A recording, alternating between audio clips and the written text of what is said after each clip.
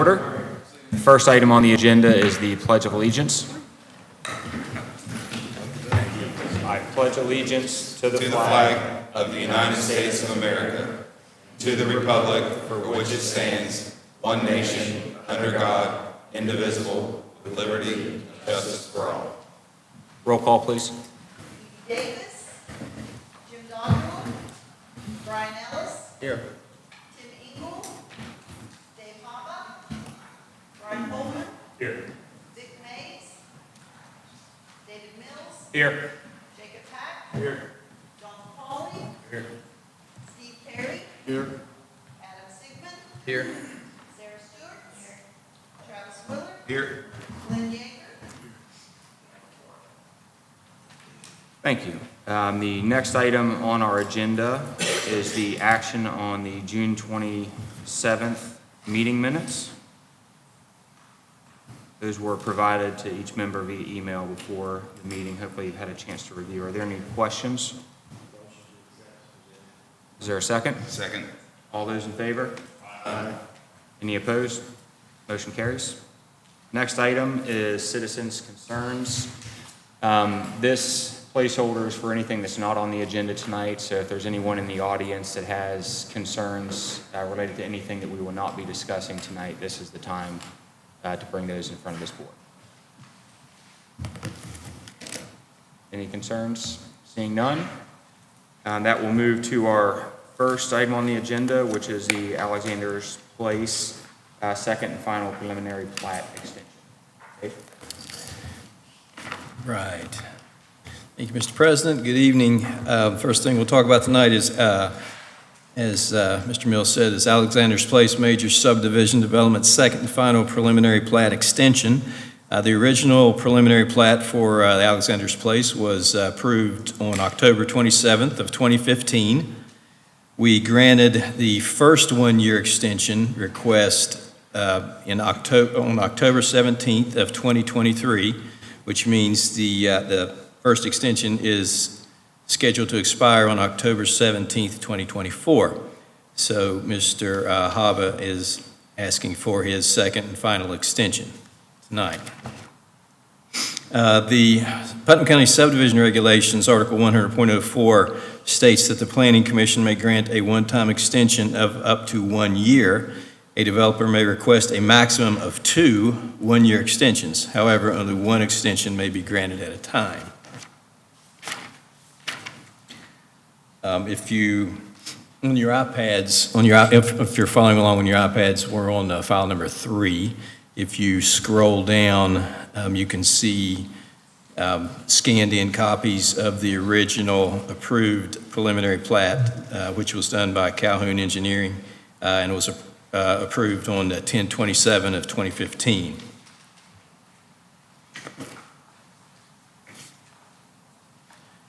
Mr. Haba of FBD LLC submitted in writing on August 8th, 2024, a request for a second and final one-year extension of the approved preliminary plat for Alexander's Place, a major subdivision development located on the north side of Putnam Business Park Drive, 0.48 miles southwest of West Virginia 817 in Fraser's Bottom. Mr. Haba was granted a one-year extension by this Planning Commission on October 17th of 2023. The approved preliminary plat one-year extension is scheduled to expire on October 17th of 2024. Major subdivision development approval is granted for a specific period depending on the number of lots to be developed.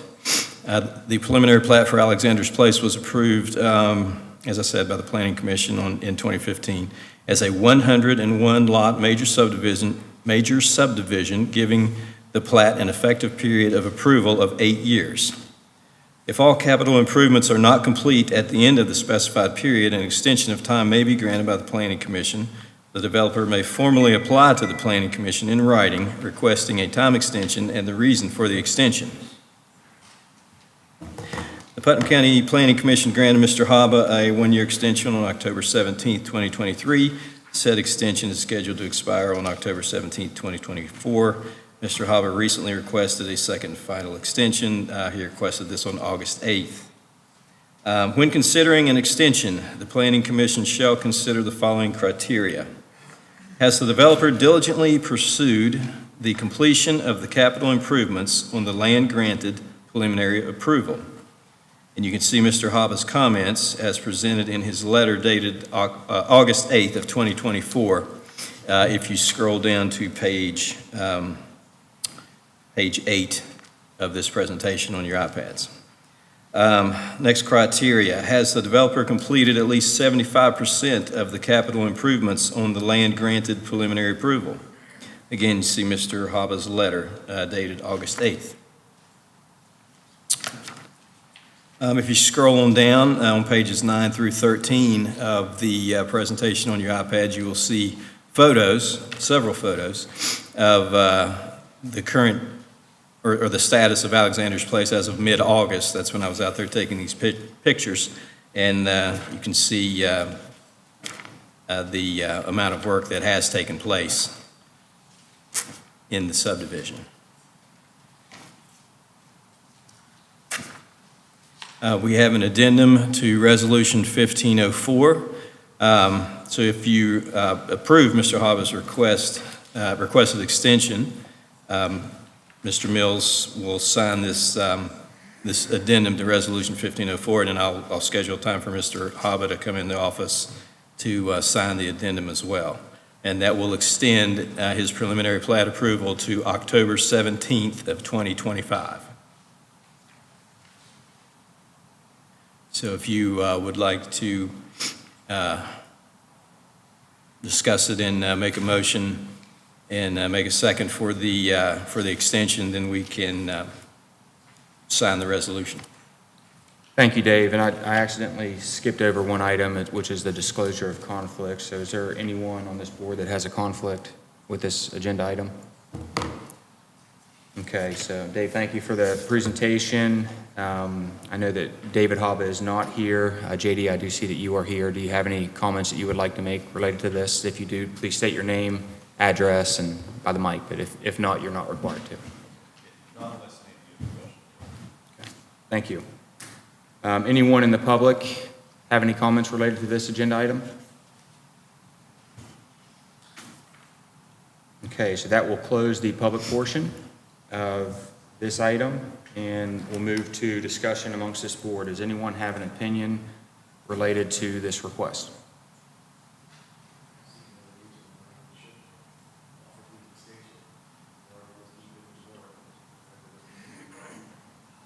I agree. You know, maybe we ought to look at the statute, because it's harder to build now. It's harder to get employees, it's harder to get the material. We might want to look at these things to where they give them a little more time. You know, in this county, we have the infrastructure to really capitalize on this new core thing where Mason County does not. We only got 10 contractors left. We need to kind of, I think it would help to loosen it up a little bit and have the executive committee look at the actual statutes. I agree with this extension, of course, but I think we're being a little restrictive with the way things are and how hard it is to build. Okay. Thank you, Glenn. I would say that would be something to have discussion amongst the ordinance committee.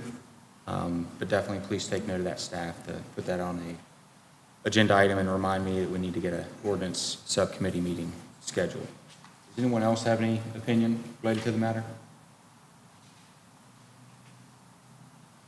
Hearing none, would someone like to frame that in a motion?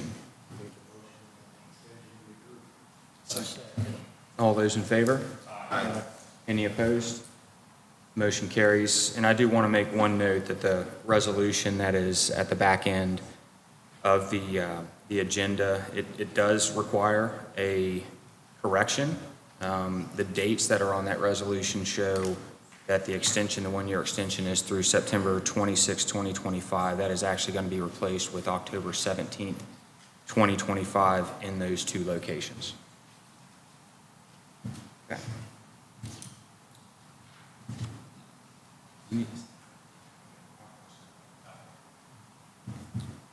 Okay, so we will also need to make a motion to accept the resolution as well. Is there someone who would like to? With the changes that. With the changes you presented. Thank you. All those, second? All those in favor? Aye. Any opposed? Motion carries.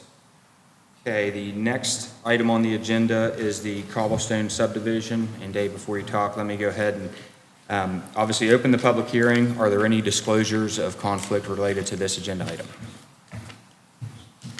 Hearing none, Dave, you can go ahead. All righty. If you look at your iPads, the Cobblestone presentation is file number 4.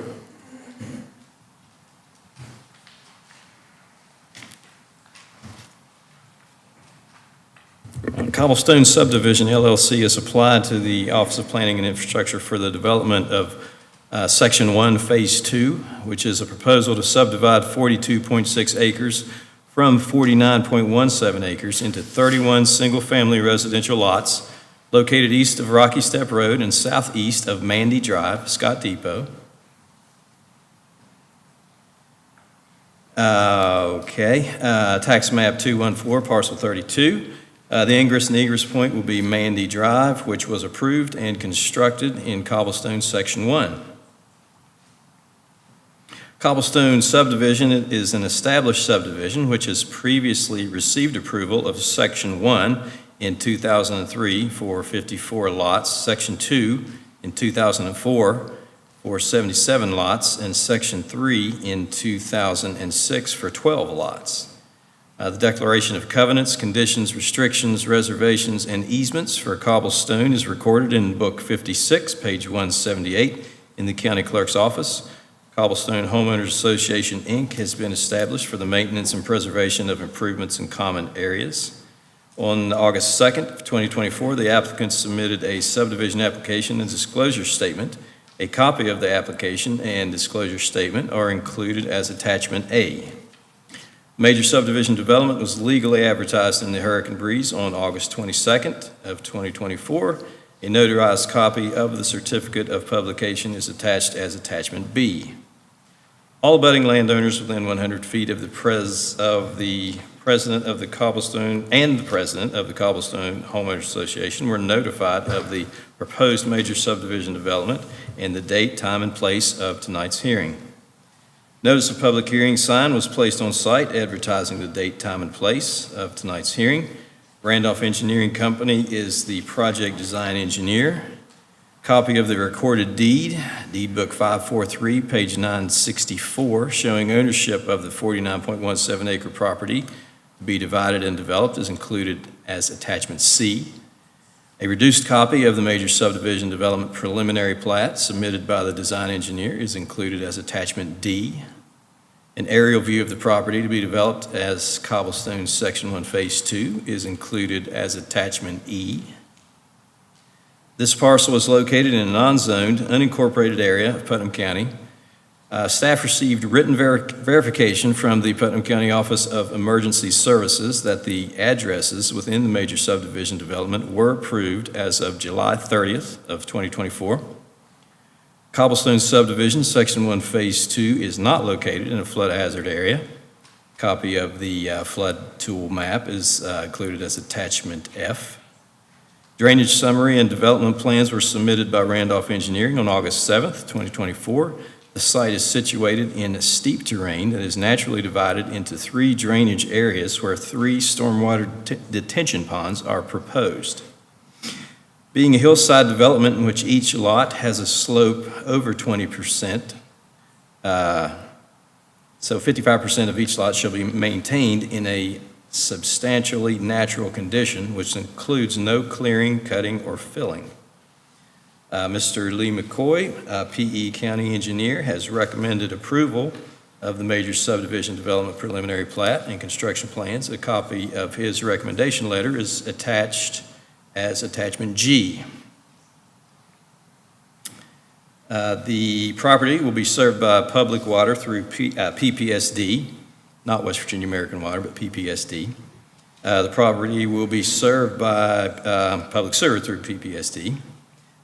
Chapter 5, Putnam County Comprehensive Plan 2024 Bridging to the Future is included as Attachment H. Photographs of the site are included as Attachment I.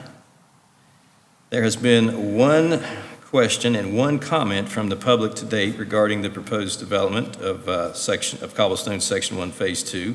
Barbara Muck contacted staff on August 30th to ask about the notice of public hearing that she had received. She had no concerns or complaints or objections to the development. And Mr. Miller, a resident of an older section of Cobblestone, stopped by the office on September 17th to briefly review the proposed major subdivision plat for Section 1, Phase 2, but had no comments for the record. Stormwater detention pond number 3 is located on a budding property owned by Michael Blake Stevens, tax map 214, parcel 31, which is outside the subdivision. Attachment J includes a copy of the recorded deed from Book 630, pages 979 through 981, in which Michael Blake Stevens grants .48 acres in the right-of-way to Cobblestone subdivision for detention basin number 3. Attachment J also includes a copy of the recorded right of entry and temporary and permanent drainage agreement, Book 630, pages 982 through 986, between Michael and Regina Lewis, Michael Blake Stevens, and Cobblestone Subdivision, LLC, for the subdivision's stormwater runoff over, across, and through private property outside the subdivision. Planning Commission discussion guidelines for consideration. Is the major subdivision submittal consistent with the county's comprehensive plan? Do the streets, drainage, and safety design standards meet acceptable specifications? Example, 911 addressing, signage, flood hazard area, parking, etc. Is the layout of the lot suitable for the physical conditions of the property? Are natural and unique areas, if any, protected? Are the costs of construction borne by the developer and not the taxpayers or residents? If approved, are any conditions necessary to minimize the impact of the major subdivision development on the surrounding land or environment? Planning Commission action. I'll leave that to you, Mr. Mills. Item number, Roman numeral 4. Okay, so thank you, David. Are there any questions for staff as it relates to this application that David just read? The applicant or developer, any comments related to this item? Any public comments? Okay, so that will close the public session. So going on in line with what David just says, so the first item that we have to address is the motion to classify this as a major subdivision development. The items of discussion that David just read, based upon everything that he read prior to that, it's my opinion that each of these boxes are checked. But I'd like to hear the opinion if you have it. Definitely are. It's there. We talked about that subdivision. You gotta get this thing, take advantage of the situation that's before us. Discussion. I agree. Any other comments? So moving to the first item, would someone like to craft a motion?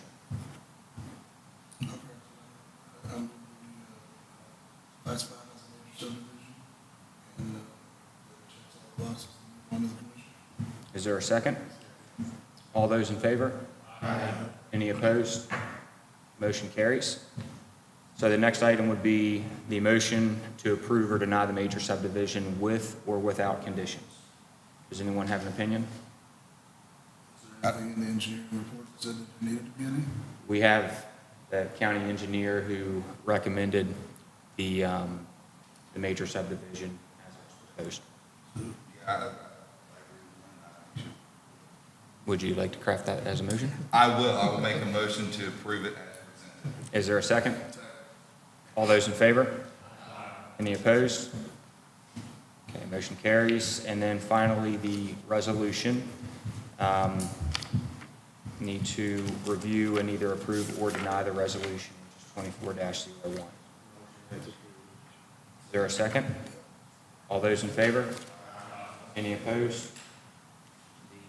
The resolution is approved. So moving on, the next item is the staff report. Right. The next file is file number 5 on your iPads if you want to follow along.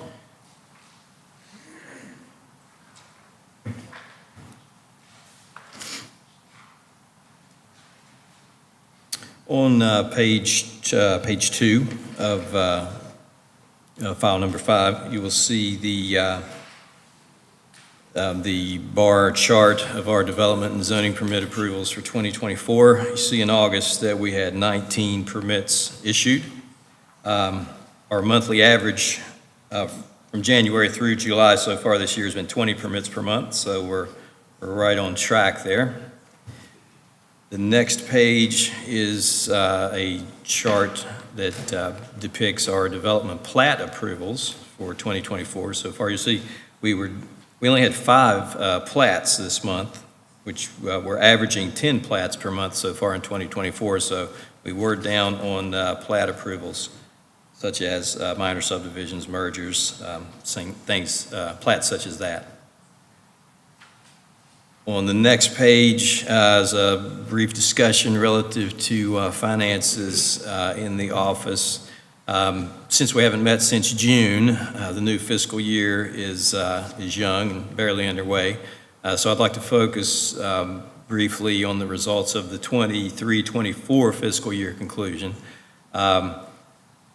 Between our approved fiscal year budget for 23 and 24 versus our 23-24 fiscal year expenditures, we were at 18% positive difference between our fiscal year budget and our fiscal year expenditure.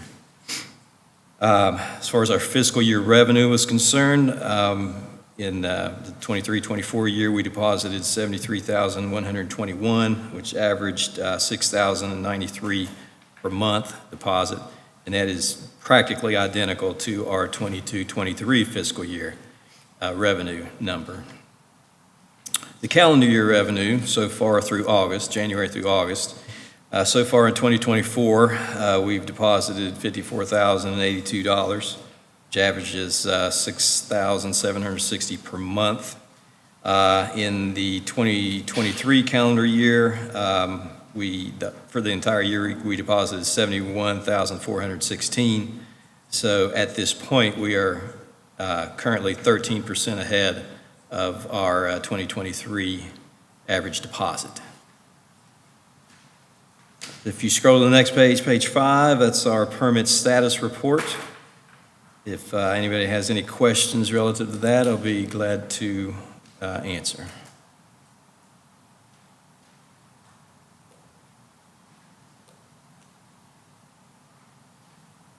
I don't have any questions on the permit status, but I guess just an observation. Obviously, we're ahead revenue on a month-to-month basis this year compared to 2023. So is it likely safe to say that some of those increases and some of the fees that this board has put in place over the last probably 6 to 8 months, that's probably had a direct impact on why we're receiving more revenue?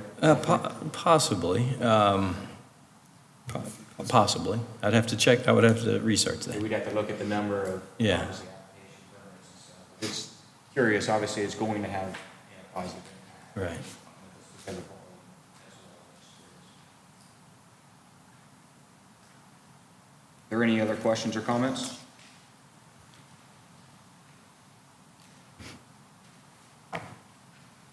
Thank you, Dave. Thank you.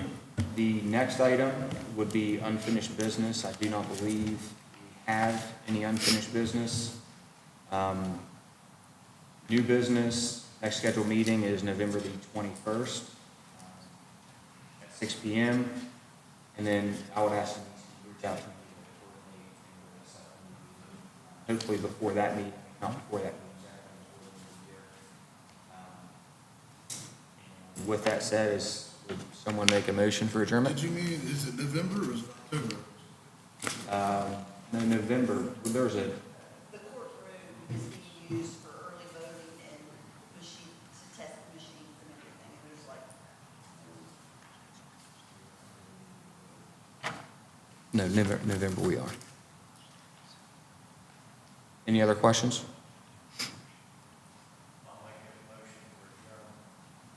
Second? Second. Okay. Meeting is adjourned. Thank you, everyone.